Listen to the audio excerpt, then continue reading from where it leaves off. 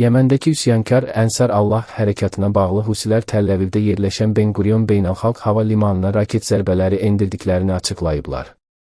Panjomi TV xəbər verir ki, bu barədə Husilərin silahlı qüvvələrinin nümayəndəsi Yəhyə Sariyə məlumat verib. Yəmən raket qüvvələri hərbi əməliyyat keçirərək Yaffa, Təl-Əviv, Reyd ərazisində yerləşən Ben Qurion hava limanını 2 ballistik raketlə vurub. Əməliyyat nəticəsində milyonlarla insan sığınacaqlara getməyə məcbur edilib. Hava limanında aviauçuşlar 1 saat müddətinə dayandırılıb, deyə o, Husilərə məxsus Al-Masirah telekanalının efirində bildirib. Sariyənin sözlərinə görə zərbələrdən biri Fələstin 2 adlı Hiperses raketi ilə həyata keçirilib.